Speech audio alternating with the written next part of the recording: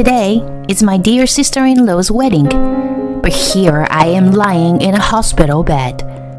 On the way to the venue, I got into a collision with a car that ran a red light. Why does this have to happen on such an important day? I rarely ever get into accidents. Amidst all this, I received an angry call from my husband. Where are you now? I had an accident, and I am at the hospital. What? It's my sister's big day. Do you understand that? I understand, but... Shut up. Listen to me. You crawl if you have to, but you must attend. Got it? Yes. I told the doctor, who tried to stop me about the situation, and headed to the venue in a taxi in my battered state. When my husband noticed my presence, he criticized me in my hospital gown. What the heck are you wearing? Are you trying to ruin my sister's big day? You really are a loser. I'd just been thinking that maybe I shouldn't have come at all, when things unexpectedly took a turn. My name is Nora, and I am 33 years old. After graduating from technical school, I obtained a qualification as a wedding planner and now work for a bridal production company, supporting weddings. I began to want to become a wedding planner in my high school years. When I attended my cousin's wedding, I was captivated by the beautiful atmosphere. Not only the bride and groom, but also all the other guests were able to smile. When I found out that there was a job that could create such an atmosphere, I began to want to work in that field. My long-cherished dream has come true, and I am now doing the job I have always wanted to do. There are people who have many meetings before the wedding, and there are those who leave everything to us.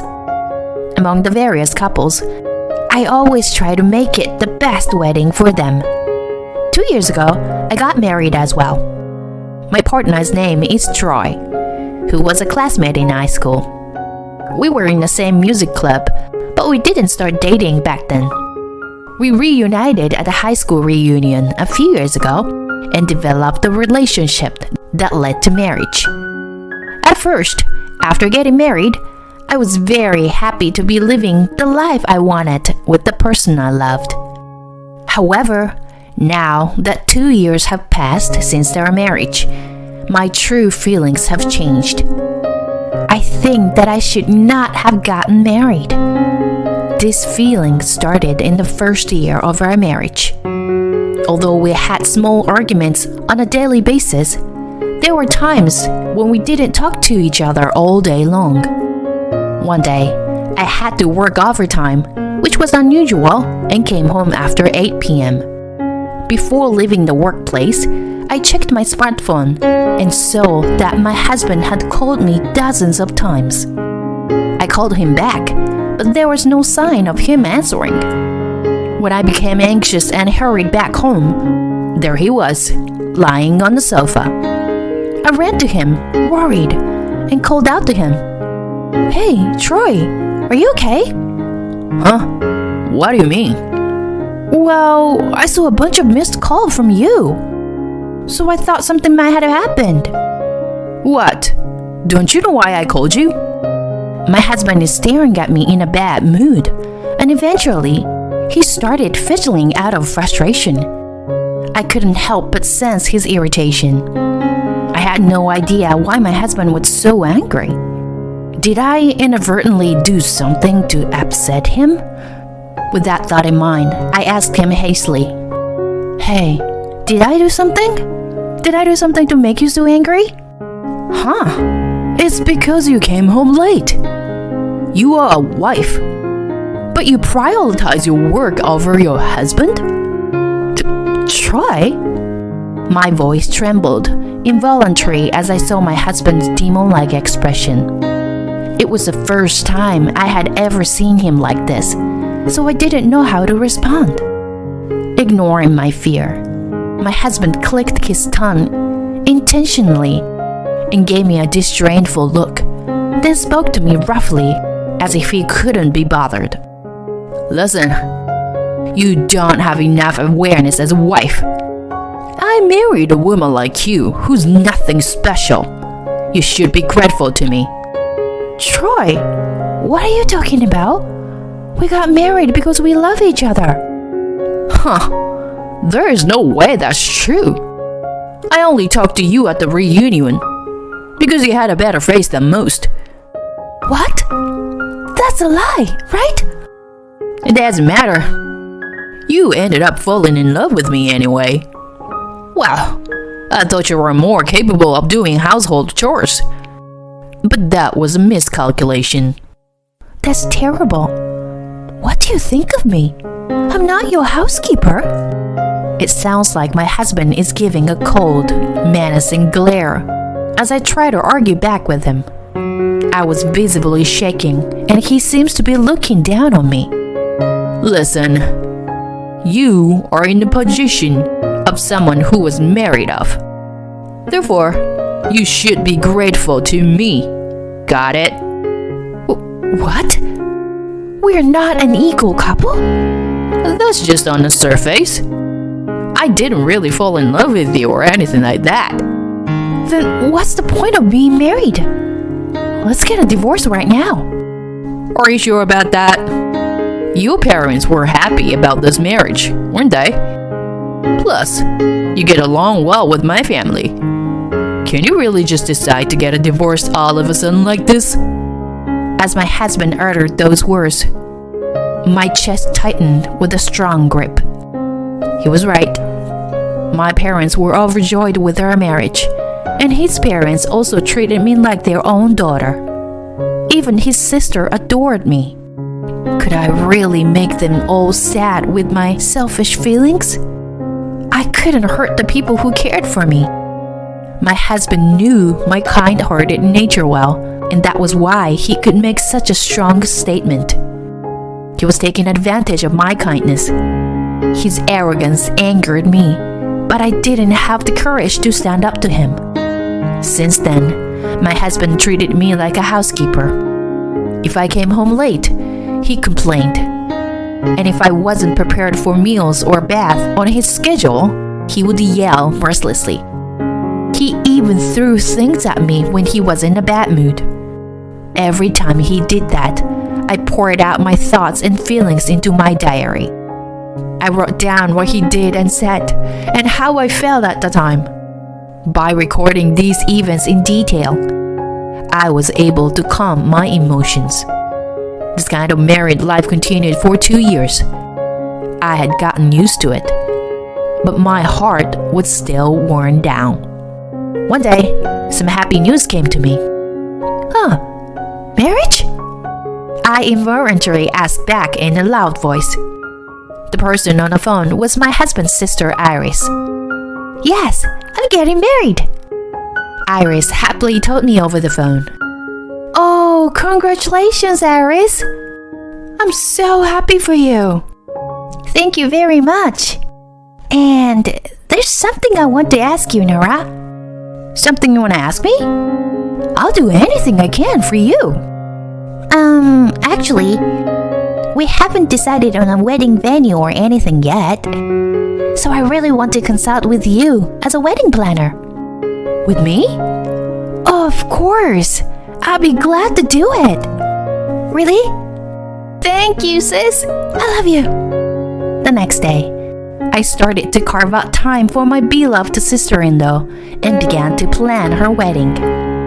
I knew well that there should be no difference in how I treated my clients, but I still wanted to provide the best wedding possible for Iris, who I cared about deeply. After about 5 months, the preparations for the wedding were completed without a hitch. I don't work at the wedding venue, so my job as a bridal production company ends here. But this time, I can attend the wedding ceremony that I supported as a relative. There's nothing more joyful than this. Making my sister-in-law's wedding the best it can be, and being able to attend it myself, has a significant meaning to me. On the day of the wedding ceremony, I had some business to attend to at work. so I was heading to the venue separately from my husband. After quickly finishing my work at the company, I headed straight to the venue. While looking at my watch and crossing the pedestrian crossing, a car came running towards me, ignoring the traffic signal, and collided with my body. With a dull sound of thud, my consciousness was lost. When I came to, I was lying on the hospital bed. My body was in pain, and bandages were wrapped around my arms and legs. That's right, I was in an accident at that time. Fortunately, I didn't seem to have broken any bones. However, there is a dull sensation in my right foot, and I cannot move it well. For now, I called the nurse and waited for her arrival. The nurse confirmed that I had awakened and called the doctor. You're Nora, right? Do you remember colliding with the car that ran a red light at the intersection? Yes, I do. It was a dark green car, I believe. Yes, that's correct. Fortunately, you didn't suffer any serious injuries. That's great news. The numbness you're feeling in certain area should improve gradually with physical therapy during your hospital stay. I see. Thank you very much. The doctor leaves the room, and I laid back down on the bed. It's then that I remembered something important.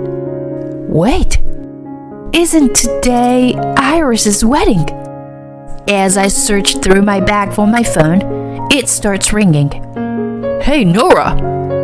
Where are you and what are you doing? Frantically responding to the call, my husband shouts at me over the phone. Iris's wedding is about to start, you know. Troy, thank God you called.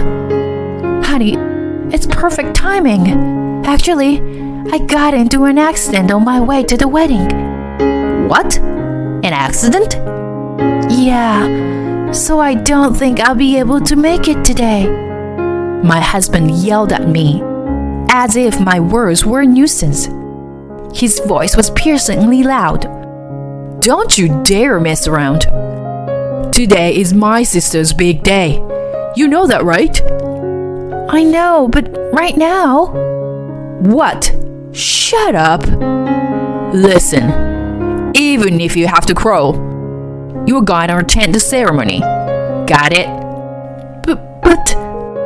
I realized that there was no point in explaining further, since he wouldn't listen anyway. Talking to him would be futile. I felt our marriage crumble before my eyes, and I became aware of this. I had had enough. Normally, I wouldn't be able to attend the ceremony in my current state. However, I desperately wanted to be there for Iris's wedding. But if I did attend, would it mean we would continue in this deteriorating marriage? As I pondered this question, I slowly got out of bed, grabbing my bag, and left the hospital room. As I stumbled down the hallway, a nurse stopped me as expected. I explained the situation to my doctor and managed to hail a taxi in my battered state. 30 minutes later, I arrived at the wedding venue, and people began to stir at my appearance. That was when I finally realized that I had come to the ceremony in my hospital gown. However, there was no time to change now. I decided to quietly sit in a corner until the ceremony began. As I sat on my chair, thinking about this, I heard someone call my name. Nora! My husband runs towards me with a demonic expression on his face. He looks down at me and says coldly, What the heck are you wearing? Are you kidding me? I'm not kidding. I came here in a hurry from the hospital, so I ended up in this outfit.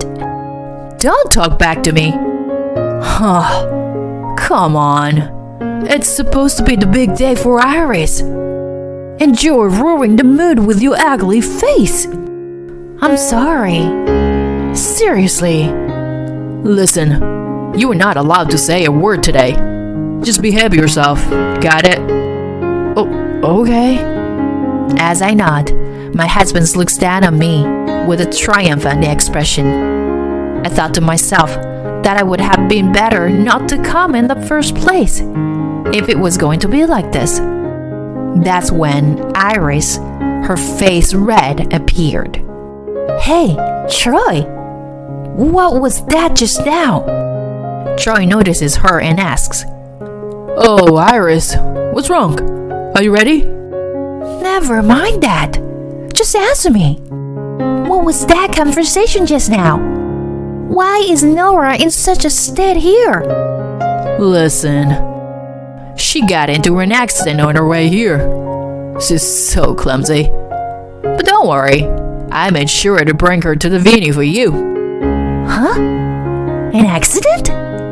Is it true, Nora? I slowly nod at my sister-in-law staring at me. And then her face turns red as if on fire, and she hits my husband with all her might.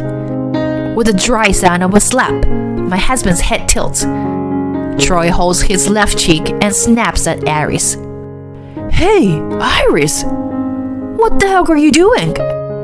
That's my word. What the hell is going on here? Why did you forcefully bring her here, even though she's in such state? Are you crazy or something? Wait a minute, Iris. I did it for your sake.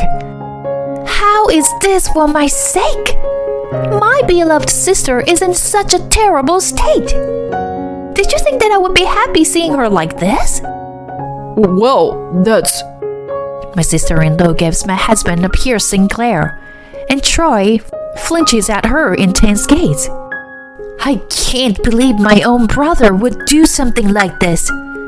It's inhumane.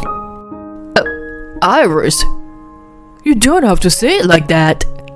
What? I'm controlling my emotions here and being mindful of the situation. You are a scumbag. You're not even part of our family. You don't even have to come to the wedding. Why? I did it for your sake. My husband turned to me, tears welling up in his eyes, and desperately clung to me. Nora, please say something to her too.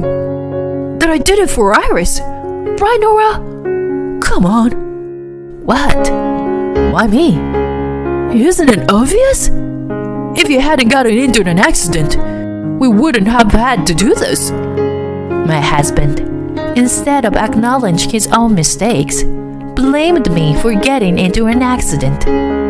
I took a deep breath and said to my husband, So, it's my fault that I got into an accident? That's what you think? I wanted to be here as soon as possible too. It's Iris's important wedding after all.